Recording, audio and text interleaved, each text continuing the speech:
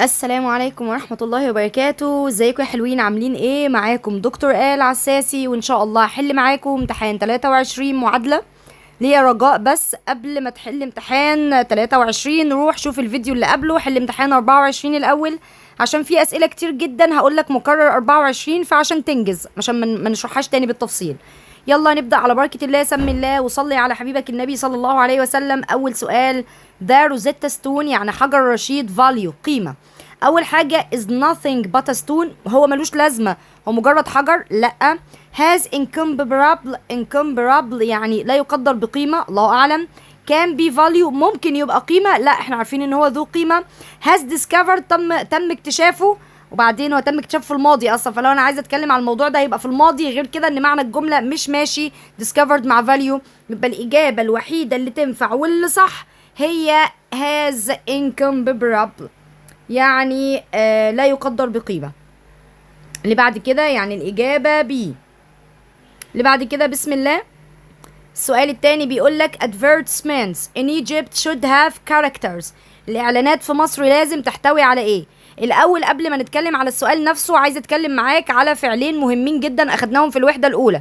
الفعل الأولاني كان اسمه فعل advertise، وقلنا ده بيعلن عن افتتاح مكان أو بيع منتج جديد. لكن كان عندنا فعل اسمه announce، وقلنا ده اختصاص حاجات officially يعني رسمية فقط. ده كده كانت معلومة على الجنب تخص الوحدة. نيجي بقى على المثال نفسه. هيرو هنجيب شخصيات ابطال؟ لا مفيش حاجه اسمها ابطال اصلا. فورين اجيب شخصيات اجنبيه. طب هو ازاي اعلام في مصر واجيب شخصيه اجنبيه؟ افيلابل متاح، شخصيات متاحه، كل الناس متاحه اصلا. ايجيبشن شخصيات مصريه هي الاقرب للصواب، عشان اعمل اعلام مصري فبجيب شخصيات مصريه، فالاجابه هي دي. السؤال اللي بعد كده رقم 3: intern the faculty of engineering is difficult but. عايزه اقول لك ان السؤال ده هو اغبى سؤال اتكرر في المعادله مرتين، مر عليا والله العظيم. ليه؟ لان في اجابتين ينفعوا صح، في واحده فيهم اصح، لكن في اتنين ينفعوا صح. هو بيقول لك دخول كليه هندسه مش صعب، لكن يبقى في كده حاجتين متناقضتين، فالمفروض كان جاب تناقض. تعال نشوف. اول واحده بيقول لك making success is even more difficult، صنع النجاح اصعب. ايه دخل صنع النجاح في كليه هندسه؟ مالهمش علاقه ببعض، انا عندي بط هنا يعني اربط حاجتين ببعض، يبقى ملهاش علاقه نستبعدها. succeeding is even more difficult، لكن النجاح اصعب، اهي دي ممكن تمشي. دخول كليه هندسه صعب لكن النجاح فيها اصعب، ممكن تمشي. تعال على سي. keeping net is even more difficult، البقاء فيها اصعب. طب والله تنفع، وتنفع اكتر من بي اصلا عشان فيها حرف الجر ات العايد على كليه هندسه اللي هي faculty of engineering، فهي دي تنفع اكتر. تعالى على دي. staying is even more difficult، البقاء اصعب. بقاء في ايه؟ لا طبعا، يبقى يا اما بي يا اما سي. طب لو بعد الشر حصل وانه اتكرر في الامتحانات ناخد ايه؟ سي اصح. keeping net is even more difficult، البقاء فيها. طب واحد هيقول لي لا انا شايف ان النجاح فيها، خلاص يا معلم خد النجاح. انا بقول لك ان السؤال ده غبي واتكرر كتير والاجابتين صح. تعالى على سؤال 4. سؤال 4 بيقول لك when you have a solid argument، السؤال ده مكرر في امتحان 24، وقلنا هناخد فيه clear position، يعني لما يكون معايا حجة واضحة لازم اكون في موقف واضح، clear position. تعالى على سؤال 5. the scientific method includes the following steps، خطوات التجربة. خد بالك ان ده مكرر في 24 بس مش بنفس الطريقه، سأل في كام حاجه. هنا بقى بيسألك بيقول لك خطوات التجربه العلميه، انا شرحته لك في 24 قلت لك اول حاجه الفرضيه، بنفترض فرضيه هايبوثيسز معناها نفترض افتراض. بعد كده بعمل ايه؟ بدخل على حته الاكسبيرمنت، التجربه، بدخلها المعمل. بعد ما بدخلها المعمل ببدا اعمل فيها observation، ملاحظه، عشان هشوف ايه اللي اتنفذ. بعد كده بجيب conclusion او اسمها ايه result اللي هي النتيجه يعني. فده كله موجود في الاجابات، ده كله موجود، يبقى قلت the answer. غير ان احنا متفقين كمان ان اغلب الاسئله بنسبه 99% اللي بيجي فيها all the answers تبقى هي الصح. are honesty and bravery qualities of character that a person can acquire ولا potential ولا avoid ولا help؟ اولا هو بيقول لك دلوقتي الامانه والشجاعه دي صفات الشخص ممكن ايه يكتسبها، واحنا لسه حالين حالا فعل يكتسب وقلنا معناه acquire في امتحان 24. يبقى هو جاب الفعل مره بس، هو كل اللي فيها عمل ايه؟ كل اللي فيها ان هو غير بس معنى الجمله، غير الجمله لكن جاب نفس الفعل اللي هو اكواير يعني يكتسب. طب تعالى كده نستبعد هيلب يساعد، لا. افويد نتجنب، ليه اتجنب الامانه والشجاعه؟ بوتنشال الحصول ده صفه اصلا وانا عندي كان يعني عايز بعدها فعل. تعالى الجمله 7 ودي قصه. Great Expectations by Charles Dickens is a أو an novel because it from poverty to power because of. طيب هي كده بيقول لك narrative بيحكي عن بيب's journey، رحلة بيب. لو سعادتك ما تعرفش حاجة عن القصة فأنا عاملة ملخص للقصة موجود على التليجرام ممكن تطلبه. عاملينه 4 ورقات، 4 ورقات بيحكي تفاصيل القصة كلها بكل الكلمات الصعبة بكل أسماء الشخصيات اللي ممكن تقع تحت عينك أو تجيلك في الامتحان. سؤال واحد بدرجتين خسارة نضيعه. فهنا بيقول لك بيب حياته اتغيرت ليه؟ بسبب ايه؟ أولا الصفات كلهم اللي في الأول ينفعوا، لأن ينفع يجي بعدها صفات وبعدين اسم عادي لأنه جايب لك نوفل فكلهم صفات عادي ينفعوا. الناحية التانية بقى جايب لك ستيلا، هي كانت شخص مهم في القصة وغيرت في حياته فعلا، ولا الماني الفلوس هي اللي غيرت فعلا، ولا بوليتكس ولا اديوكيشن؟ التعليم ما غيرش فيه حاجه لانه ما ذكروش بدا نهايه القصه وطول القصه بيتكلم عن الفلوس، فاحنا هنقول ماني. يبقى inspiring وماني اللي هي بي، inspiring وماني. سؤال رقم 8. when you talk to a friend who asks for advice you must give him A أو A. السؤال 8 مكرر 24 قلنا فيه الإجابة constructive وهيبقى معناها نقد بناء. مكرر مش عايزين نهري فيه، روح شوفوا في 24 نقد بناء. السؤال رقم 9 because the government is fighting illiteracy in Egypt. طبعا السؤال ده جابه في 23 في 24 بس كان مغير صيغة السؤال لكن هي نفس المعنى. الحكومة بتكافح أو بتحارب الأمية في مصر. This form of education help those who learn value our. وده بيساعد الناس ان هي تتعلم عن our heritages. heritage معناها التراث بتاعنا، heritage معناها التراث. لكن تعالى على ستوري القصة، لا مش هيعرفوا قصتنا من التعليم يعني. طب tradition التقليد، لا التقاليد نتعلموها من الناس في الشارع حتى لو الناس دي بيقولوا خرافات عادي. طب customs العادات المجتمعية، لا دي بتتعامل بالاكتساب او بالاحتكاك بالناس مش بالتعليم. يبقى الإجابة heritage. heritage معناها إنك تتعامل مع الأشخاص. heritage معناها تعرف عن ثقافتي، تعرف عن تراثي بالتعليم. جملة 10 which is more important or health. كنت عايزة أفكرك بحاجة كده كنا شرحناها قبل كده في امتحانات من 16 لحد قبل كده ومن 16 لحد بعد كده. كنا بنقول إن هو في أغلب امتحانات المعادلة بيركز على كلمة but، كلمة or، كلمة and، والثلاث كلمات دول هو بيعتبرهم حروف عطف. اللي بيجي قبلهم لازم اللي يجي بعدهم، يعني لو جاب قبلهم صفة يجيب بعدهم صفة، ولو جاب قبلهم اسم لازم يجيب بعدهم اسم. فتعالى كده بص على اللي عندك، هو جايب لك كلمة or أولا معناها تناقض، ثانيا اللي قبلها زي اللي بعدها. طيب هو بيقول لك or health، هو عايز يعرف ايه المهم. لو جينا نشوف المقارنة دي بنفس الامتحان اللي اتعمل في 24 سؤال هتلاقي انه مختلف تماما. هناك كان جايب لك مقارنات بين حاجات بيقول لك مين فيهم المفيد اكتر، انما هنا وهناك برضو كان غلط، ما كانش ينفع نقارن بين الجسم والبدن ومش عارف ايه. بس هنا بيقول لك health which is more important or health، ايه اهم، الجسد مثلا او النفسيه او الصحه العقليه. قال لك الصحه ما قالكش الشيء نفسه. هناك كان بيقارن بين العقل والجسد، الجسد والروح، مش عارفه العقل ومش عارف، يعني كان بيقارن بحاجات كلها مهمه. انما هنا بتكلم عن الصحه النفسيه او الصحه الجسديه. فتعال نشوف كلمه health ده اسم طبعا فمحتاج صفه، فاللي محتاج صفه تعال نشوف brain ده في الاول اسم وايموشنال صفه ينفع، بس احنا قلنا لازم الاتنين يبقوا زي بعض، فازاي برين اسم وايموشنال صفه يبقى دي مستبعده. منتال دي صفه عقليه وفيزيكال جسديه، الاتنين صفات الاتنين ينفعوا. بادي ده اسم، سايكولوجيكال ده صفه، بس احنا قلنا لازم الاتنين زي بعض. مايند وبادي دول الاتنين زي بعض بس مش دول صفات. انا قلت معايا هيلث اسم فمحتاج صفه، فاللي تنفع الصح الوحيده اللي هما الاتنين صفات والاتنين زي بعض، واحده اللي قبل اور زي اللي بعد اور هي منتال وفيزيكال اللي هي بي. يبقى نراجع تاني اور but and اللي قبلها زي اللي بعدها. تمام، يبقى انا محتاجه يا اسمين يا صفتين يا فعلين. فانا عندي هنا هيلث اسم محتاج صفه، يبقى انا عايز صفه قبل اور، يبقى اللي بعده اور يجي صفه، يبقى الاثنين الصفات هما منتال وفيزيكال. physical. تعالى لسؤال 11. the Arabic languages. السؤال ده مكرر 24 وقلنا اسم مفرد مضارع بسيط هيبقى constitutes يعني يكون. مش عايزين نعرف اللي متكرر. تعالى سؤال 12 بيقول لك when the ship ever given. عايزاك تفتكر ان ever given ده الوحده الاولى درس القراءه، وده السفينه تعتبر من شخصيات المنهج، احنا شارحينها بالتفصيل في دروس القراءه في الفيديوز. كانت بتعمل ايه بقى؟ قلنا ان هي عملت اعاقه لقناه السويس، لفت بالعرض، قالوا ان الهواء لفها بدل ما تمشي بالطول مشيت بالعرض فسدت القناه. فسدت القناه او اعاقت القناه معناها بلوك. ده الفعل اللي انا قلت لكم احفظوه مع ايفر جيفن. بلوك يعني سدت او اعاقت القناه. فين فعل بلوك؟ هناك عندك اهو بلوك.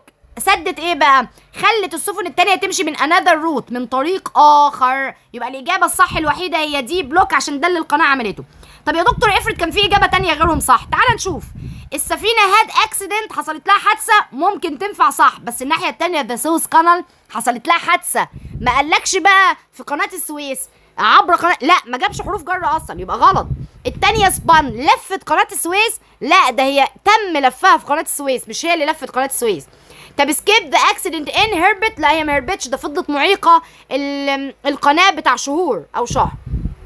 اللي بعديها research في السؤال 13 بيقول لك research to lead to the production of knowledge.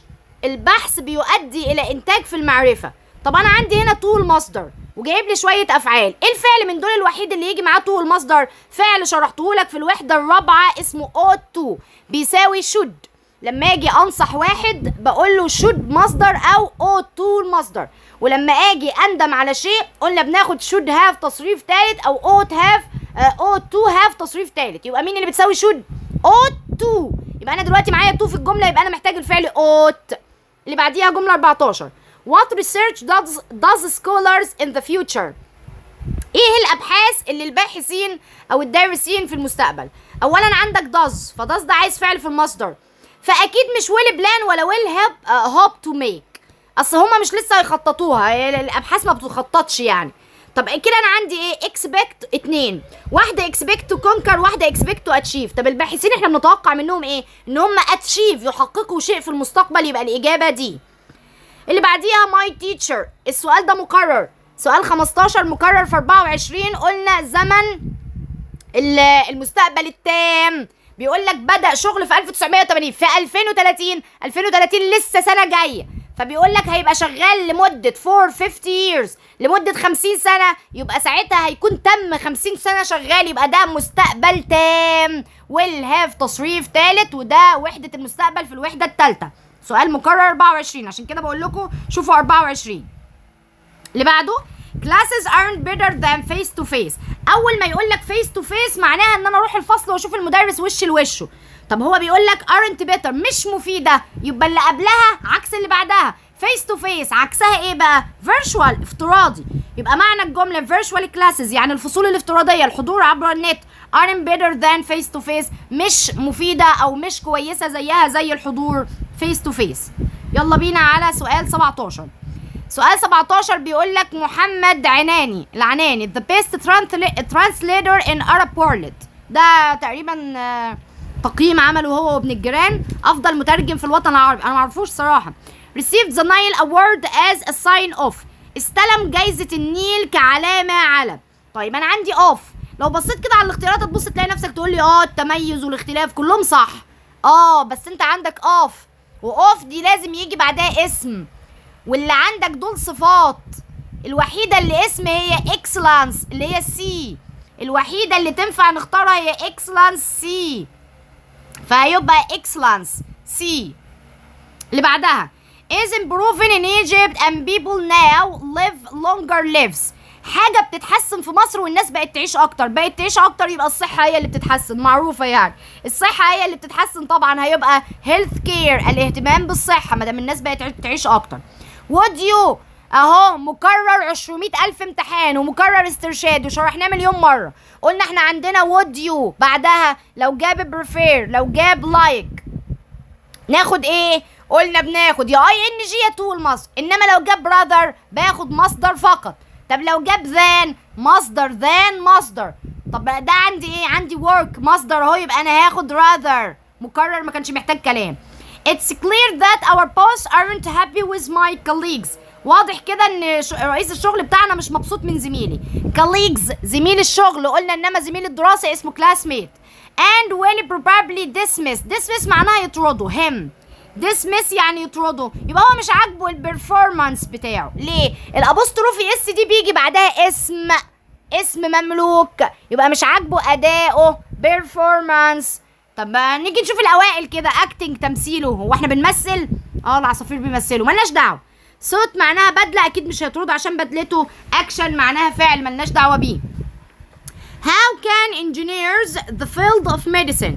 انا عندي كان، يبقى انا محتاج بعده فعل في المصدر، فيبقى كده بي دي غلط عشان فيها ING. ده كده البدايه. طب نكمل. contribute ده مصدر، وتيك بارت ده مصدر، وكونتريبيوت تو ده كمان مصدر. بس تيك بارت دي لازم تاخد معاها حرف الجر ان، لازم تيك بارت ان. يبقى انا كده عندي كونتريبيوت يشارك، او بينيفيتنج انا اسفه ING غلط، وكونتريبيوت لسه مش عارف. تيك بارت لا ما ينفعش عشان لازم يبقى معاها حرف الجر ان. اتبقى عندي اتنين، contribute و contribute to، يبقى ناخد contribute to يشارك فيه او يساهم فيه او يعمل حاجة حلوة لمجال الطب يعني. اللي بعديها adolescents suffer from 22 مكرر في امتحان 24. قلنا المراهقين teenagers بيعانوا من procrastination و day dreaming، احلام اليقظة والتسويف. خلاص مش هنعيدها تاني. 23 بيقول لك policy design is an important as. السؤال ده مكرر 200 امتحان معادلة. بيقول لك تصميم الخصوصية او تصميم القوانين زيه، اهميته زيها زي تنفيذها implementation. ما ينفعش بس اصمم قوانين وابقى ما نفذتش فيها حاجة. سؤال 24 مكرر برضو 24 اللي كان بيقول لك فيها الاجابة make و none. make و none. ايه موضوع make و none ده؟ ان انت تعمل، ثواني عشان انا عملت مسحت اجابة هي virtual. make و none اللي هي امر، فعل امر اهو. make فعل امر، دخل الشمس لما ما يكونش فيه. make و none مكرر 24 مش محتاج نشرحه خلاص. اللي بعده the purpose of Percy يوسف essay. سؤال skills مهارات، ولو سيادتك ما تعرفش حاجة عن المهارات فارجع للفيديو الساعة الا ربع وملزمة المهارات الصغننة اللي انا منزلها على جروب التليجرامز للطلبة، سواء اونلاين منصة او سواء اوفلاين في السنتر. شرح فيها كل السكيلز اللي ممكن يجي لثانوية عامة. فكنت بقول فيه ان اول ما تلاقي كلمة persuasive اقناعي لازم تاخد كلمة convince يقنع، فالاجابة هتبقى بي convince يقنع اهي. اللي بعديها although many elderly people، على الرغم من ان ناس كتير، ايوه الناس الكبيرة يعني، can't use technology ما بيعرفوش يستخدموا التكنولوجيا. young one benefit from their، الناس الشباب بيستفيدوا من ايه بقى؟ بنستفيد من حكمتهم يا اخويا. wisdom. واحد هيقول لي حليتيها على طول ليه؟ هقول لك ما هي لسه جايه في امتحان 24 بس بصيغه مختلفه. كان بيقول في امتحان 24 على الرغم من ان جدي وجدتي ما بيعملوش نشاطات كتيره الا اني بستفيد من حكمتهم. سؤال 27 engineering with many branches and accomplishments. accomplishments معناها اكتمالات، معناها من الاخر بيقول لك ان الهندسه هي فرع كده من المعرفه في كل الافرع او بيؤدي الى الاكتمال يعني. بص كده على السؤال 27 لو جينا ناخدها من تحت. engineering ده اسم، ما ينفعش اخد باله admiration of اسم تاني، يبقى الاجابه دي غلط. engineering اسم، ما ينفعش اخد قبله بعده برضه horizon ان اسم تاني، ده غلط. بعديها اللي هو لينك اللي في بي ده فعل بس فعل مصدر، وانجينيرنج تعامل معاملة المفرد يعني عايزة فعل اخره اس يعني برضو غلط. فالاجابة الوحيدة اللي تنفع صح هي is a field of knowledge، فرع من فروع المعرفة. اللي بعديها philosophy، وزي ما قلنا قبل كده ان احيانا اسئلة الانجليزي بتيجي عامة شوية، يعني مش لازم تبقى جاية لك نصا من المنهج، في حاجات بتبقى general شوية، فده اول سؤال تقريبا general يعدي مش من كلمات المنهج نصا. كلمة philosophy معناها حب الحكمة، فلو انت مش عارف ان الفلسفة معناها حب الحكمة فممكن نتكربش شوية. فهي philosophy is the love of wisdom، حب الحكمة، حب الحكمة. اللي بعديها سؤال 29 بيقول لك the constant يعني الدائم of bad news. ده دروس القراءة اللي كانت عندنا، كان بيقولك ان حوالي النصف من المجتمع الامريكي عنده توتر وقلق وهو ماشي في الشارع بسبب الاخبار السيئة اللي بيشوفها على النت على السوشيال ميديا. فبيقولك the constant ايه بقى cycle of bad news، الدايرة من الاخبار السيئة makes users stressed، بتخليهم يشعروا بالتوتر وبالقلق. ده سؤال في القراءة بتاعك جاي نصا في سؤال القراءة، يبقى cycle وميكس. سؤال 30 until scientists the technology to reach planets which support human life it will be to study the condition there. معنى الجملة بيقولك لحد ما العلماء يلاقوا التكنولوجيا اللازمة اللي هي هتخلي الناس تعرف توصل للكواكب التانية هيبقى صعب علينا دراسة حالتها. طيب يلاقي يعني ايه find. طب لو جينا نمشيها واحدة واحدة هيبقى سهل علينا ان احنا ندرس الحاجات دي من غير ما يبقى معانا تكنولوجيا؟ لا. يبقى helpful مفيد من تحت غلط، easy سهل غلط، difficult تنفع، impossible مستحيل تنفع. طيب نيجي بقى للنص الاولاني اللي تحت خلاص استبعدناها هي والاتنين اللي تحت difficult و impossible هما اللي ينفعوا معانا. هل هي find المصدر ولا have invented؟ طيب هما العلماء دلوقتي بيخترعوا have invented ولا find هيجدوا التكنولوجيا؟ لا find. ليه؟ عشان زمن الجملة. هنمشي زمن الجملة مضارع مستقبل مضارع. واحد هيقول لي ما احنا ممكن نمشيها مضارع تام ونمشيها الناحية التانية مستقبل برضه. هقول لك لا بس دي جملة عادية ما فيهاش استخدام لزمن المضارع التام، يبقى هي find و difficult بس. غير كده كمان هو موضوع ان انت تدرس حالة الكواكب هو صعب مش impossible، هو difficult مش impossible. اللي بعديها required reading and write. قلنا مليون مرة اي سؤال فيه قد answers خد قد answers وانت مغمض، فانا هاخدها وانا مغمضة وارجع بقى اقرأ السؤال. ايه الحاجة اللي بتطلب قراءة وكتابة؟ knowledge المعرفة، research البحث العلمي، education التعليم، يبقى قد answer صح. يلا بينا على سؤال 32 بسم الله. بيقول لك my son will study in New York. ابني هيدرس في نيويورك. with time difference مع اختلاف الوقت بقى we must a way of staying in touch every day. لازم ندور او نلاقي حل ان احنا نبقى على تواصل كل يوم. فتمشي كده تبص تلاقي ايه find نلاقي ممكن. طيب look into نبحث ممكن. طيب figure out نستكشف، لا مش لدرجة نستكشف يعني. فلما تبص على away نلاقي طريقة نتواصل بيها تبص تلاقي ان نستكشف ممكن تنفع. ده معناه ايه؟ ده معناه ان كل الاجابات صح، كلهم بمعنى يجد طريقة او يدور على طريقة او يبحث عن طريقة، فكل الاجابات صح. في اجابة 32 هتبقى all the answers. ايوه ما احنا جايين اصلا لما نلاقي all the answers ناخدها. خدها. 33 if you would like to be a journalist you must be حاجة. اصلا قبل ما اشرح لك السؤال او نتكلم فيه انا عايزه افكرك بصفات الجورناليست اللي احنا قلناها في الوحدة الاولى. قلنا بيبقى فيما معناه بالنسبة لنا احنا تنح. يعني ايه تنح دي بقى؟ قلنا لازم يبقى nosy يعني فضولي، curious فضولي، ولازم يبقى inquisitive يعني كثير التساؤلات، ولازم يبقى interested in people عنده اهتمام بالناس، بيسأل كتير، عنده patience عنده صبر. كل دي حاجات لازم تكون موجودة في الجورناليست يعني الصحفي. نيجي بقى للسؤال 33. هو بيقول لك لو عايز تبقى ايه المفروض تبقى ايه؟ لو عايز تبقى successful ناجح تنفع.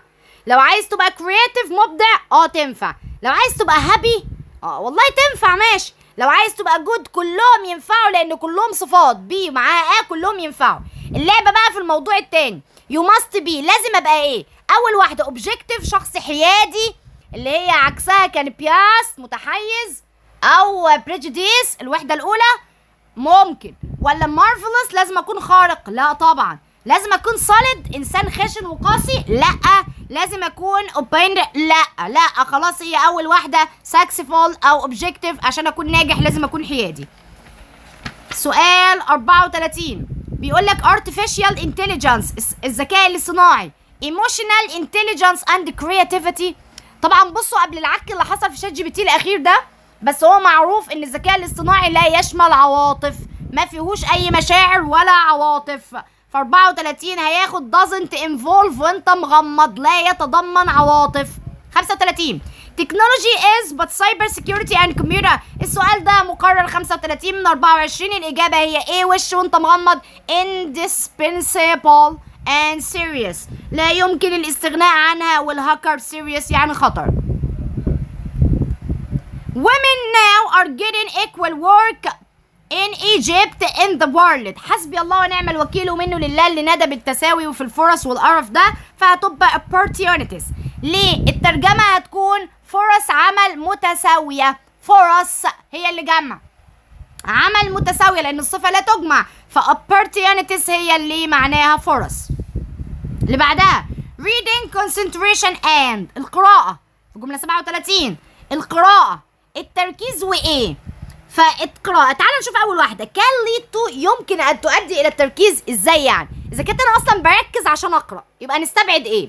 اللي بعديها is fruit. هي fruit دي معناها فاكهة، إنما لو عايز تقول مثمرة كانت هتبقى fruitful اللي هي مثمرة يعني ليها فايدة، فدي كمان مستبعدة. requires تتطلب أو تحتاج concentration تحتاج التركيز. دي ممكن. آخر واحدة is concentration القراءة أصلا هي التركيز. لا طبعا، يبقى الإجابة الصح هي إجابة C. خد بالك إنه بقاله امتحانين بيلعب على فعل requires و acquires. 38 giving a good presentation requires clarity and إن أنا أأدي عرض كويس ده بيتطلب الوضوح. أول واحدة ده من الأسئلة الغبية جدا جدا جدا برضو. alert the audience إن أنا أنبه أولا عايزة أفكرك بحاجة، مش أنا لسه قايلة لك إن and ده زيه زي but وزيه زي or اللي بيجي قبله زي اللي بيجي بعده، فالمفروض ان انا بدات الجمله بفعل زي اي زائد اي ان جي، فالمفروض ان انا بعد and احط فعل زائد اي ان جي، لكن هو هنا ما جابش غير بي بس هي الوحيده اللي جابها زائد اي ان جي. تمام، فخلينا نكمل. لكن اول اجابه دي صح والله العظيم، ان انا انبه الجمهور وانا بعرض له عرض لحاجه معينه عشان ينتبه ليا، اغير تون صوتي، ده صح جدا. اللي بعديها addressing a well formulated question اللي هي من formula يعني formulated question معناها اوجه اسئله محكمه او اسئله يعني اتكونت بطريقه كويسه. والله تنفع. mental attention محتاج يبقى عندي انتباه عقلي. والله صح. محتاج inventory لا، قلنا قبل كده ان دي معناها جرد، فده انا مش محتاجها. الثلاثه دول للاسف ينفعوا. والمفترض منطقيا الجرامر كنا ناخد addressing عشان الفعل زائد اي ان جي اللي قبل بات زي اللي بعد بات، او اللي قبل and زي اللي بعد and. لكن هي الاصح واحده هنا دلوقتي للاسف مضطرين ناخدها، اللي هي الصفه بتاعت mental attention زي good presentation. فالاجابه سي. طب لو ان شاء الله ربنا كرمنا وما جابهاش اصلا سي، فهتبقى الاجابه بي. جمله 39 ناسا named and manor planet مصطفى، شخصية من شخصيات المنهج اللي احنا شرحناها وقلنا كل حاجة فيها وموجودة في دروس القراءة وفي الفيديوز. مالها بقى؟ سموا اسم كوكب باسمها. ليه؟ تعال نكمل. to the Egyptian scientist عشان ايه للعلماء المصريين كلهم ينفعوا. تعال نشوف. ياسمين مصطفى. رول موديل لا، تو بيجي بعدها مصدر، فكده كده رول موديل دي هتبقى غلط. تو لاف عشان يحبوا العلماء المصريين، والله ممكن تمشي. تو ريكوجنايز عشان يتعرفوا على او يعرفوا، الله اعلم. تو ابريشيتنج فيها اي ان جي وانا عايز مصدر، يبقى كده اول واحده واخر واحده غلط خالص. لا مش عشان احبهم، يبقى اكيد الاجابه الاصح المنطقيه الوحيده هي عشان اعرف الناس عليهم او يتم التعريف بيهم، هي ريكوجنايز هي الاجابه الصح. يلا بينا على جمله 40. بيقول لك it's necessary to the differently able. في امتحان 24 كان جايبها لك بطريقه مختلفه، كان بادئ لك اصلا الجمله بيها باللي هو ذوي الهمم، بادئ لك الجمله بيها. المره دي هو عكسها شويه وبيقول لك من الضروري ان احنا نخليهم ايه؟ contribute يساهموا، ولا integrate يساهموا، ولا fund يأسسوا، لا ده مش يأسس اصلا، ولا inhabit يسكن. ايه ممكن ذوي الهمم يعمل ايه in the institution of society في مؤسسات المجتمع؟ ايه الاجابه الاصح هنا في جمله 40؟ اصح واحده هي integrate، لان يساهم دي احنا قلنا قبل كده الى حد ما بتساوي donate اللي هو يتبرع بدون مقابل، يبقى الاصح هي integrate وهي برضو معناها يساهم او يشارك. اللي بعديها جمله 41 to be in charge is definitely not only to yourself but to. عايز اقول بس ان الجمله دي نصا موجوده في درس القراءه اللي كان بيتكلم عن المسؤوليات. ان مش معنى ان انت شخص مسؤول ان انت تبقى بس بتعمل المسؤوليات بتاعتك، لا انت مطلوب منك كمان تشوف اللي تحت ايدك وتتاكد ان هم يقوموا بالمسؤوليات بتاعتهم. اللي النص جايبهولك بالنص اهو، جايبه نصا من درس القراءه وجاي شبهه بالظبط في 2024 امتحان 2024. تعال نشوف. اول واحده بيقول بي is it charged as well، يعني ان انا اكون مسؤول عن نفسي بس، لا.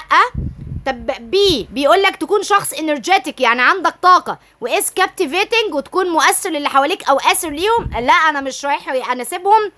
اللي بعديها execute اهي بقى execute اللي هي التنفيذ اللي احنا كنا واخدينها في 24 the proper measures الاجراءات المناسبه. وكمان الناس اللي تحت ايدي does too يفعلون ايضا everyone else does too، يعني كل الناس بتعمل كده برضو بيقوموا بالمهام اللي عليهم. يبقى الاجابه الاصح هي سي.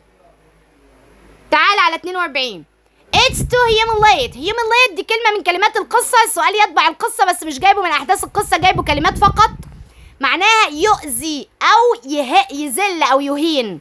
someone by putting his or her food on the floor، لما ستيلا الجزمه الحيوانه حطت الاكل الباب قدام الباب، رميتهوله كده قدام الباب على الارض، فده ايه؟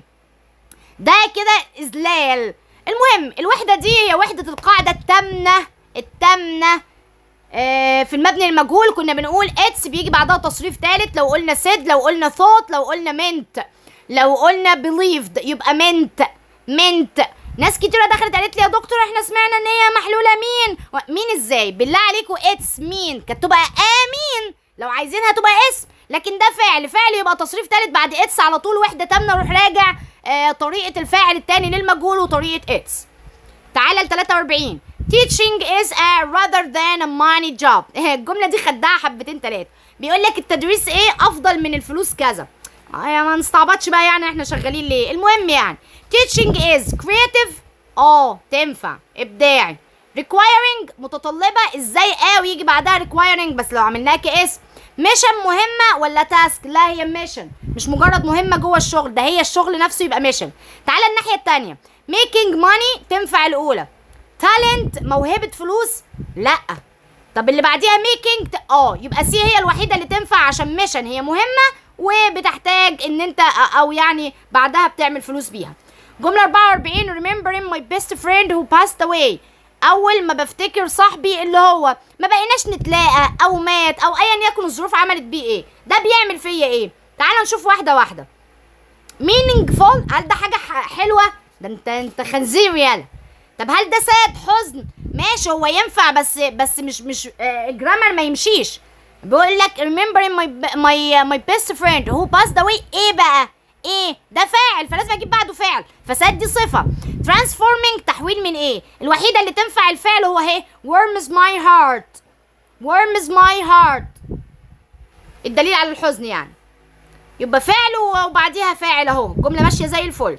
45 The white policeman الجملة دي كانت أحداث جارية في زمانها. لو تفتكروا الحادثة أو أنتوا ما تفتكروش، أعتقد إن أنتوا أطفال ما تفتكروش الموضوع ده. كانت في حادثة مشهورة قوي حصلت في أمريكا تقريبا في فلوريدا، كانت في ضباط وقفوا واحد أسمر وحاولوا يعني يقبضوا عليه، فهم بيضغطوا عليه بزيادة داسوا عليه بركبهم على رقبته وفضلوا بيكتفوه بزيادة ودايسين عليهم بركبه، فمات تحت ايديهم من كتر ما هو ما شاء الله كان يعني قوة وعمال يحاول يعافر معاهم عشان يفلتوه وهم دايسين على رقبته مش قادرين عليه فمات منهم. فده الحدث الجاري اللي كان وقتها. بيقول لك الشرطة البيضاء the black man by stepping on his neck، موتوه بوضع رجلهم على رقبته.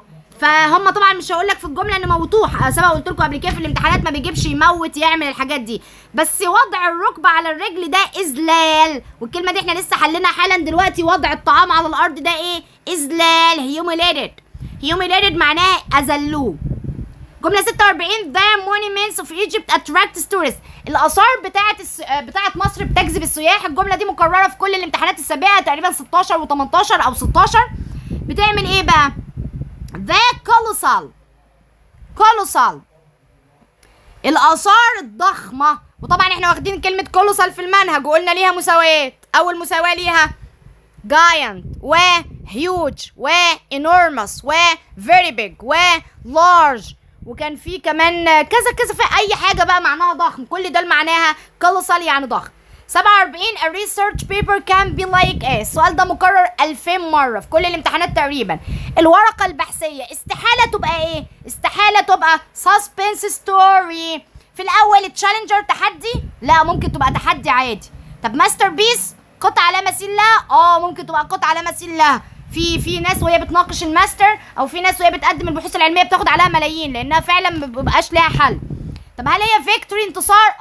ابقوا شوفوا وشنا احنا بنناقش بنبقى عاملين ازاي. ايه الحاجه الوحيده اللي ما ينفعش يبقى الورقه البحثيه العلميه؟ ان انا احط لك قصه مثيره، مش هاجي احكي لك طنط عملت ايه وعمه عمل ايه في مراته، ده ما ينفعش. يبقى سسبنس ستوري. ده سؤال 47. يلا بينا على 48. بيقول لك the UN Sustainable Development. خلاص الترجمه بتاعت دي احنا عرفناها. قلنا UN ولاد التيت عندهم اهداف تنمويه مستدامه. ايوه، بيعملوا ليه بقى الاهداف التنمويه المستدامه؟ هناك في امتحان 24 جاب نفسها بس عكس، يعني كان عايز تقريبا فعل او حاجه تانية، انما هنا جايب لك ميكنج فعل زائد ING. فتعالى نشوف اول واحده ايم ات ينفع مع الاي ان جي. هوب تو لا ما تنفعش مع الاي ان جي. هوب بس لا ما ينفعش مع الاي ان جي. ويل لا ما بتجيش مع الاي ان جي. يبقى الوحيده اللي صح هي ايم ات يعني تهدف الى. جمله 29 virtual lectures and meeting during the pandemic. قلنا اول ما نقول حاجه pandemic فتعرف ان هي جلوبال يعني عالميه، وكان وقتها في المرض، وهو في الفتره دي خصوصا كان بيقصد فيروس كورونا او كورونا فيروس. طيب هو في الفتره دي الفيرتشوال ليكتشرز احنا اصلا ما كناش بنروح الجامعه ولا كنا بنروح المدارس، احنا كنا شغالين كل الشغل اونلاين. ففي الفتره دي تعال نشوف بقى المحاضرات الفيرتشوال الافتراضيه الاونلاين عملت ايه. وير فايتال، واحنا قلنا ان فايتال دي معناها حيوي او فعال او مؤثر او قوي، شرحناها الامتحان اللي فات وقلنا بتيجي في كل امتحان. ولا didn't prevail لم تنتشر، طبعا غلط، العالم كله عرف الاونلاين اصلا من وقت كورونا. ولا وير بوينتلس ما كانش لها اي لازمه، طبعا غلط، كان لها 60,000 لازمه.